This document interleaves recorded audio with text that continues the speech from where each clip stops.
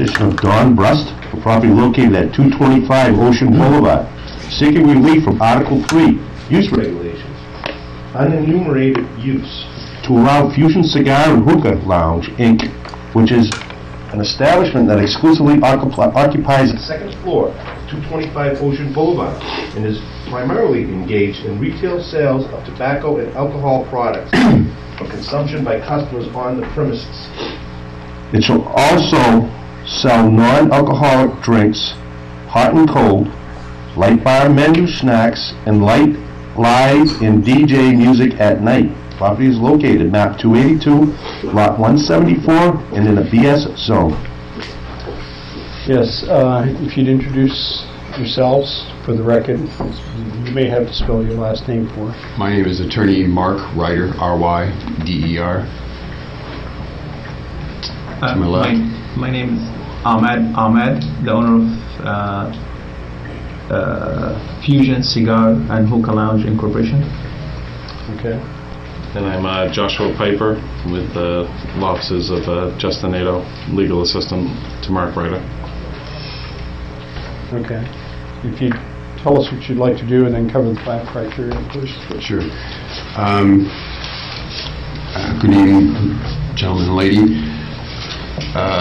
Mr. Ahmed here would like to, as it states, open a cigar and hookah lounge in a former nightclub. You may know it as Jeremiah's. It's been several incantations over the years. As was said, it'll be a lounge type situation. It will offer cigars and hookah, and just to be clear, hookah is a tobacco product. It's tobacco mixed with like molasses and spices. It's actually very little tobacco, less than what would be in a cigar. And then oftentimes it's put into a hole on top of a hookah pipe in which there is fruit or some such to add the flavor to it, and it has multiple tubes or pipes coming off of it, and it's basically a social gathering device. Oftentimes they're in round table settings so that people can communicate with each other, and it's a social experiment, social experience. I'm sure everybody knows it's done across the world. Originated in the Mideast and the Far East, and is very popular in Europe, and is now spreading across America. Is very popular in Montreal, Toronto, and such Canadian provinces, where Hampton Beach gets a great deal of its tourism from. We're adding that experience to Hampton Beach. Montreal, I believe itself, has more hookah lounges, I believe, than the entire United States. Yeah. So having that many in that small area, and you get a lot of traffic from that area, would add to the experience here at what's becoming the new Hampton Beach. I mean, you've got the brand new seashell. It's all been revitalized, and this would only add to the flavor of the beach experience. You start off at the north end of just the main section of the beach, and you got the Ashworth all the way down to the other end, Le Bec Rouge.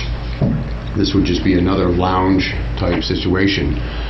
There'd be music played there, but it wouldn't be the loud pumping driving beat that maybe you're familiar with in that former business.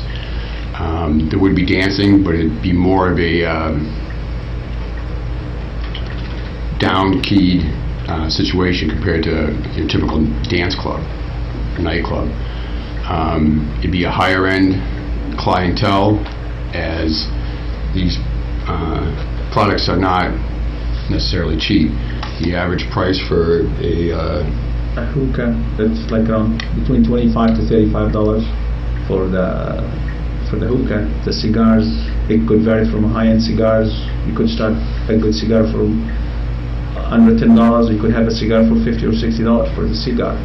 So it's we will try to cater for every category. Like we'll try for people who want to, that they could afford only that $9 or $9 a cigar. People who want to come in and smoke $50, $30, $40 cigars, they could come in.